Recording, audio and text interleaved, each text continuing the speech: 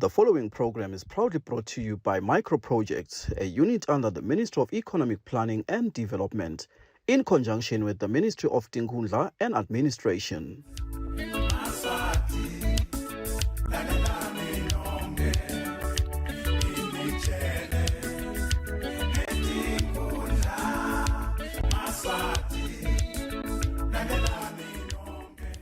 Anguvusele mbukeli ngiphinze ngikwemukele ehlelweni sive siyathuthuka lokuvuselako nguyena ukwazi iphumelele wakadlamini umlangeni wakhona kavelezizweni eMankayane.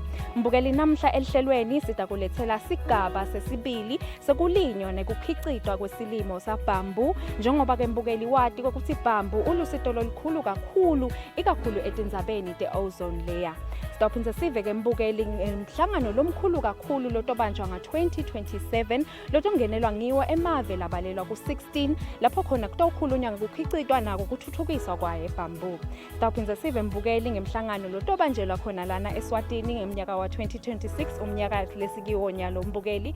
Sitawuphindze sive ke mbukeli ngemhlangano lotobanjelwa kuleli ngemnyaka wa-2026 umnyaka lesikiwo mbukeli. Umhlangano lo watiwa njenge-symposium lapho khona kutawukhulunywa futhi kabanti ngaye ebambu.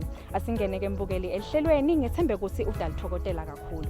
Lo msebenzi wekulinywa kwabambu lapha eVeni waqala eminyakeni lebalelwa e-17 leyendlulile ngemuva kwekuthi lomunye thishela wasenyuvesi yakuleli Professor Cliff Dlamini angenele umhlangano lomkhulu wekugucugucuka kwesimo selitulu lowabanjelwa eVeni lase-South Africa i-Climate Change Summit ngemnyaka wa-2008. Ngekuthi kungaliwa kanjani ngekunyukubeteka kwelidwadwasi le-ozone layer.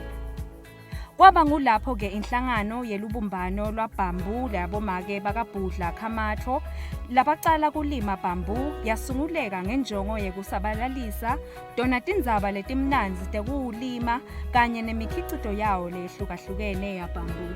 Dr. Mitchell McCubbin, longumcondzisi we-Streak ne-Pastor Valley Children Home enhlangano, ukhutsata bonke labo labafisa kulima bambu kutsi bawungenele kute kutocosheka buphuya emakhaya. Lowa McCubbin uthi imakethe yawo ikhona mhlaba wonke, uthi lesilimo sabambu silunga kakhulu etindzaweni letisenkhangala lapho kunemanti lamanyenti khona. Uthi lesilimo silungela kuvunwa ngemuva kweminyaka lemithathu kuya kulesihlanu nje kuphela. Lokuhle kuthi lowa McCubbin sowube lihlahlandlela kuwo lomkhakha wekulinywa kwabambu njengoba uthi ukhonile kuphakamisa nemjeka welive emaveni lapho khona bekutekwa kabanti ngako kulinywa kwabambu kanye nemikhicito yakhe lehlukahlukene loba ubanjelwe eVeni laseTopiya. Uphindze futhi abe neluhlangothi lekukhicitwa kwetintfo letakhiwe ngabambu nelaboratory lapho acilonga khona kuhlanyelwa kwetitfombo tabambu enhlangano. My journey started when I was a small girl, and my mage, I grew up at Singletree at Hlati. So I grew up there and my mage said to me, I must plant some carrots. And so I went under a tree and I planted some carrots and I saw how they grew. And from there, my love for plants continued and my love for farming continued. And so I learned then that to grow plants is a wonderful thing. You can grow food, you can grow medicine, you can grow shelter, you can make. From your plants, you can build your house. You can do so much with plants. And it gave me a real love for plants. So I went ahead and I went and I studied in South Africa. And then I became a plant doctor. And I was very, very privileged to be able to have that opportunity to learn how to grow plants. So I'm going to start with what bamboo is all about. And I don't know if any of you know how bamboo flowers. Have any of you seen flowering before? Okay, so I don't know if any of you know, bamboo does flower. But guess how often it flowers? The answer is, the bamboo only flowers once in every 50 or 100 years. right? That is a long time to wait for your bamboo to flower so that it can produce seeds. And those seeds, when they finally come from the bamboo, they fall down to the ground, and guess who comes to eat them? Magundwan, right? They come in and they come and eat all your precious seeds that you have waited 100 years to produce the seeds from the plant. The only other way to look at propagating is either by a cutting, and I've brought a plant so that you can see. You try and cut a piece of the stem off and you put it into the soil. That is one way. And then the other way is through tissue culture, which is what I have been doing in a laboratory. Now the cuttings are also not that easy. Okay, and you can speak to Maggie Dlamini about that. It is not easy to make the cuttings. Most of them die. It would be wonderful to develop products within Africa so that we can actually make sure that it can be developed here and can be used here in our own continent. And one edge that we do have is that it's very difficult to freight sometimes, and there are transport costs to bring a product to your continent. So we can maybe look at focusing on some things that we can use here ourselves. The other thing is we need to develop the right varieties, and we have to make sure that we have the right thing that we are growing. Bamboo needs a lot of water. It needs a lot of water to grow fast, and it needs a nice warm climate. If we do not have water, it is going to grow slowly. So it is better to choose the places that has a lot of water, so that you can guarantee that your bamboo is going to grow well. Your bamboo will grow without water, right? But it's going to be slow. And you're not going to get as many of those shoots and those culms coming out at the bottom if you don't water them and they get water. So choose those areas carefully and then go from there. Also, I would like to say is that we need a little bit more input with regards to how to manage our plantations. Because when I was in Ethiopia, I found that there's a very specific way in which you manage your plantation. If you do not cut your bamboo after 3 years, then your bamboo starts to get hard, it gets old, and it discourages growth, further growth as well. So we have to make sure that every 3 years we are marking, we are checking what is coming out, that we make sure we cut those culms that need to be cut. So it will open up the space for our plants to be able to grow faster and grow well, and we can use it. So we need a little bit of expertise, I think, to just manage that. I also looked at different machinery that you might need, and we are busy looking. I think Mr. Dlamini and I will have just a discussion about what kind of machinery will be good, because to strip these bamboo, it takes a lot of work and it's very hard. So maybe we need to we're looking at some machines that can strip it and make sure that we can cut it and do things that is automatic rather than using our hands for everything. Lomunye webafunzi labangenela letifundvo tekulinywa kwaBamboo, umnumzane Bongani Vilakazi, lowekutalwa eNkamanzi ngaphansi kwenkhundla yaseLudzelaudze, naye uthi impela liyathuthuka live leNgwenyama ngakuto tekulinywa kwalesilimo. Vilakazi uthi lendzaba yaBamboo abekade ayibukela khashane. Unxusa ne-youth yakuleli kuthi itimbandzakanye ngekulinywa kwaBamboo kude itocosha kati etiko.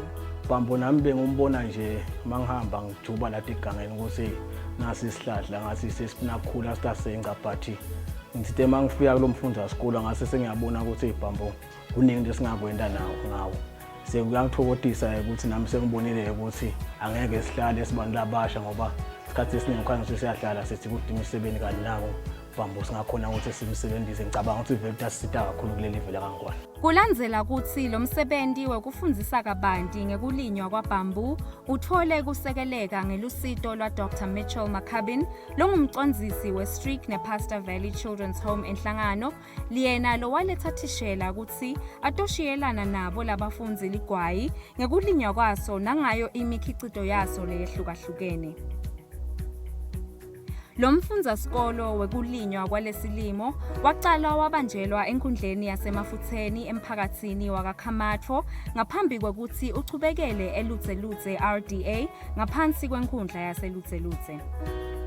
Lobekachuba letifundvo tekuceceshwa ngalesilimo kwaba nguye umnumzane Zamokuhle Dlamini lowekudzabuka kaphunga losebentela yona lenhlangano yakaPastors Valley Children's Home leholwa nguye Dr. Maccubbin letinde enhlangano.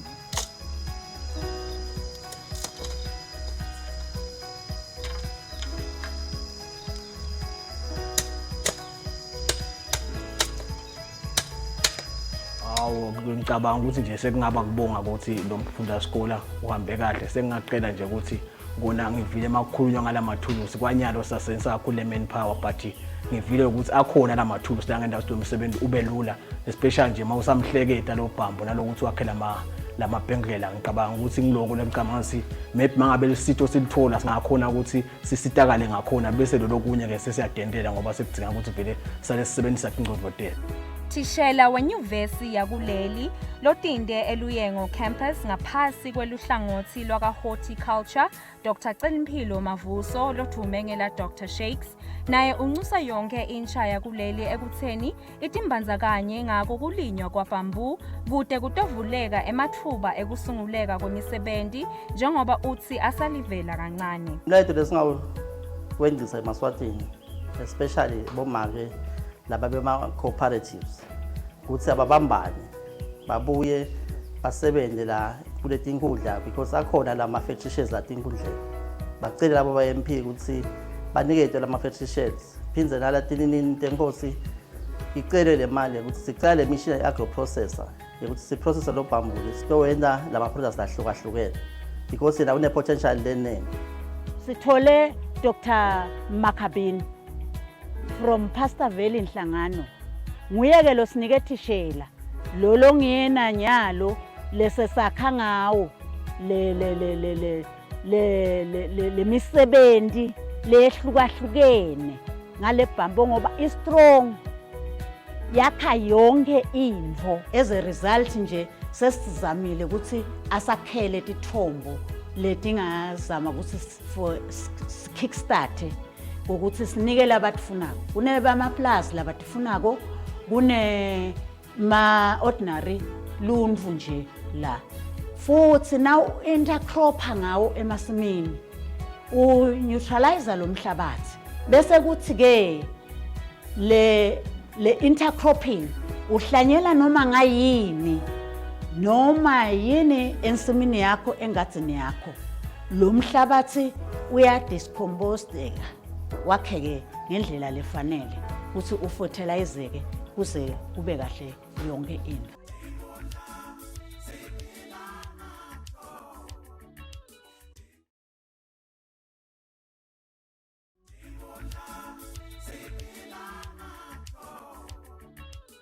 Thishela lobekathunywe nguDr. Maccubbin kutsi atofundzisa sive kabanti ngako kulinywa kwabambu kuletinkhundla letimbili yasemafutheni neyaselutselutse umnumzane Zamokuhle Dlamini uthi imikhicito yabambu itobucosha busweti kuso sive seNgwenyama njengoba uthi umlangeni emathuba ekucashwa asaya ngekushabalala kuyo insha noma seyifunze kakhulu yagogodzela.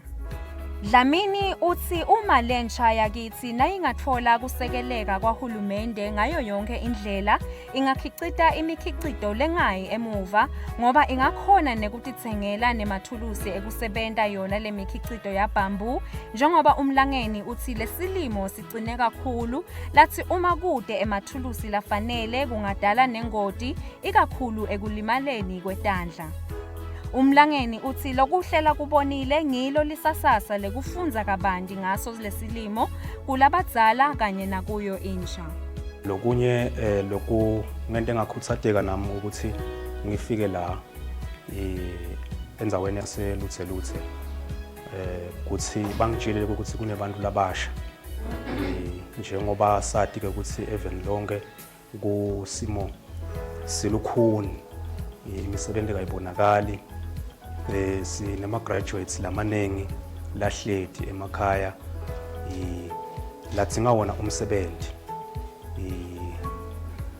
so ngibuke ukuthi nami ngiphakamise inyawo ukuthi ngidawuhlangana nabo bantu labasha ngibanikete skill nami lenginaso ukuthi nabo bakhone ukuthi philisa shothi nje kafishane mina kimi lokubaluleke kakhulu nguloguquguquka kwesimo selitulu kuphinze kube ngulamathuba emsebenzi ngijabulile kakhulu kuba khanza ikakhulu bantu labasha nalabadzala ke bomake nabo ngibakhanzile bafundzile kakhulu nathi nje tinto labatendile la tentiwa ngibonga etandla tabo ngokuthi ngibakhombe ngokuthi lokhu kwentiwa kanje libe linenge lisasasa phindze futhi ngivile ukuthi bakhona nalabanye la bafisile kubhanga ukuthi bebasengakaboni ngoba into yekucala le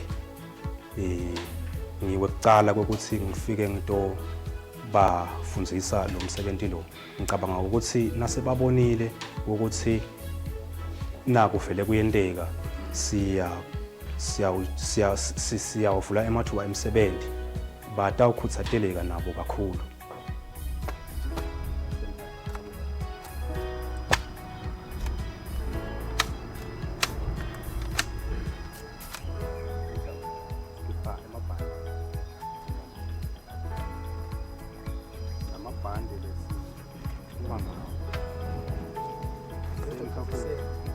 Center force.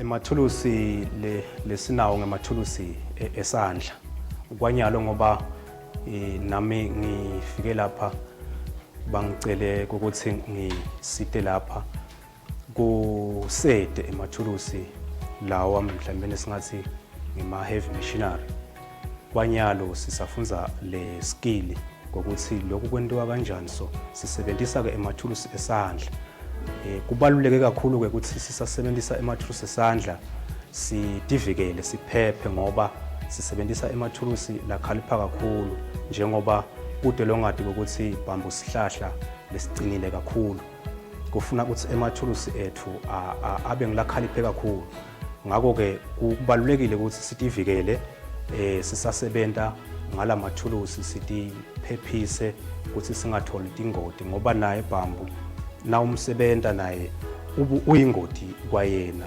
angakusika angakudalela ingoti kubalulekile ukuthi emathulusi siwasebenzise kakhulu sidivikele Cha sithishela vele wenta umsebenzi omkhulu kakhulu lengicabanga ukuthi kunyalo nje nami mangibheka ekhaya senginesaya ukuthi lelawini lami sengakhona ukuthi isibingi yami iwentiwe ngabhambu kanye nale basket yekwashela bengithenga lapha bathi ngasathane nga120 baht nyalo sengibonile ukuthi leya bhambu itawugcina futhi ngeyifu noma ungathola liche itawuqhubeka ngisebenzele mina engilemkhiqido lesenta ngabhambu phindze futhi nalamalambu ethu sikasukela laba amasoso sabawenta akhanye kakhulu but siyakhona ukuthi sakhe labathi lokungathi kwenta ngathi kuyadima kancane lelambu mawungena lapha kubo KFC nakuphi akubona nje ngase kuhle kanyana sitakhiqida ngalobhambu. Make Patricia Dlamini ulamagagula longulomunye wemahlahlandlela ekulinywa kwalesilimo sabhambu lapha eVeni unika tfolocina sona sive ukuthi kutemadvudane tithombo titobe titholakala velonke kulandzela ukuthi Dr. Makhabin acale kubalungisela njengoba yena uthi sowunelwati lolunyenti sibili ngekukhicitwa kwato. Make Dlamini unxusa kakhulu onke ematiko ahulumende latsinsekako ukuthi afake sandla lesibonakalako kulomsebenzi wabhambu. Uthi ubonga nemakhosi akuleli ekutheni abeke embili intuthuko yesive sawo lena etinkhundleni ngekuhlukahlukana kwato. Mina ngiyaticelela eVeni lonke ukuthi lo msebenzi njoba nyalo so uhambe up to this far wonke uhulumende akathi engage kuwo ngoba from agriculture ula kulomsebenzi ubuye ku tourism ka forest kula bese nale kuba bekhumalo ka commerce kula nje kude litiko lelingekho ngoba neleti inkundla lila ngalabo babetikhulu la sifanele ukuthi sewenda khona phela lokulima lesikhuluma ngako le kuma chiefdoms so ke that's why ke ngithi ke live lonke ngiyaliqela ukuthi alisukume nahulumende asisukumele ngoba vele nje ema ministries lang 5 nangwabala ala kulomsebenzi walobhambo 5 ministries ngwafaka onke ukuthi akuwo lomsebenzi.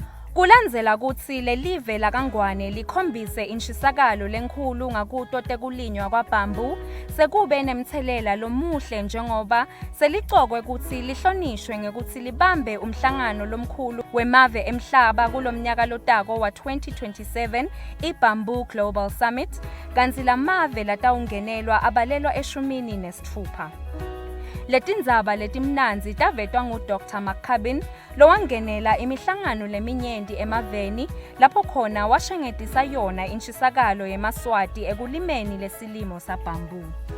China has a lot of bamboo and they are very, very good at making products. They make all sorts of things, as you might have seen, that comes from China, and it's also very, very difficult to compete against China because they have so much. But one thing that is very positive is that, so at this conference that I went to, there were people from all over the world. People from Cambodia, from Vietnam, they were from Africa, and even some from America. And all these, the bamboo grows everywhere in these continents, and there's a lot of bamboo out there. So it is good for us to be able to use the bamboo if we can. Bamboo can be used for biomass, it can be used for drought. You plant it in areas where you can see drought is starting to come, and you can plant it there and it will stop, hopefully, the development of drought in that area. But bamboo is slowly being depleted. So this here is actually very, very important because we have been asked in 2027 to host the next International Bamboo Conference.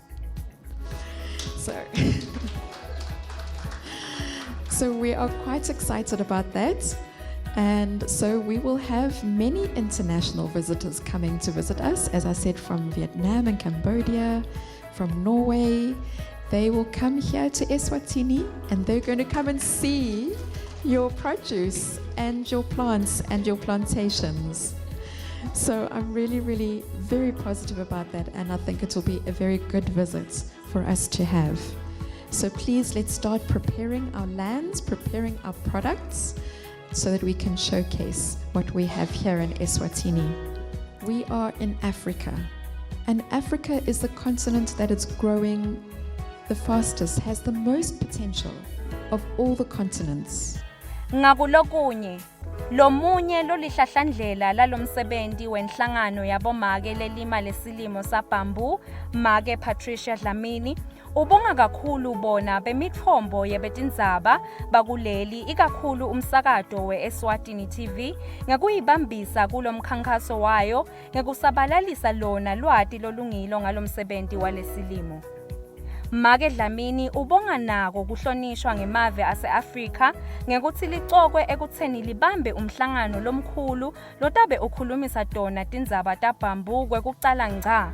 Lathi umlangeni kubo bayinhlangano kuyingcayizivela njengoba utongenelwa nemave emhlaba labalelwa eshumini lesithupha.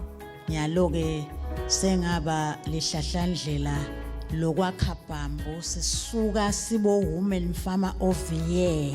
Ngingeke ngikhohlwe ngemedia silapha nje imedia kube kwakungekho imedia ngasafela endleleni sababona sebasifake kubo TikTok sebasho bozodwa the bamboo what nabo Msibi Giyane nabo Channel S nayo yonke ke imedia yakangwane ngingeke ke ngikhohlwe kuphakamisa kakhulu sive siyathuthuka hallelujah praise the Lord ngoba vele nembala ngilapho sikhungele khona kukhona indzaba lengibambile asakhuluma Make Makhabeni uthi Make Makhabeni umhlangano we-conference utakangwane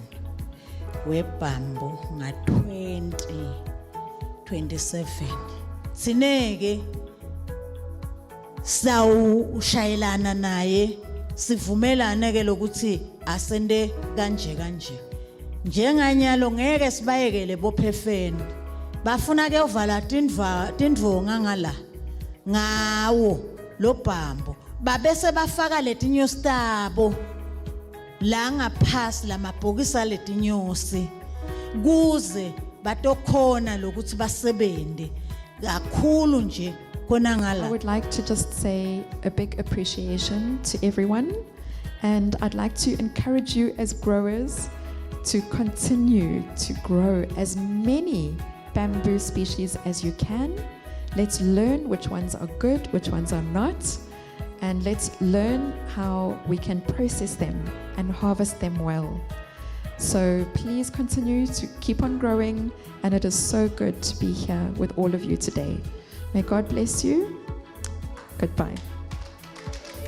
Asiliphethe lapho ke mbukeli ihlelo sive siyathuthuka njengoba besikulethele sigaba sesibili lapho khona besikhuluma ngako kulinywa nekukhicitwa kwesilimo zabambu njengoba wathi ke ukuthi silusito kakhulu ikakhulu etindzabeni te-ozone layer. Sesivile ke ngemihlangano lemibili letobanjelwa kulo leli lakangwane lapho khona kukhulunywa kabanti ngekulinywa nako kukhicitwa kwakhe bambu.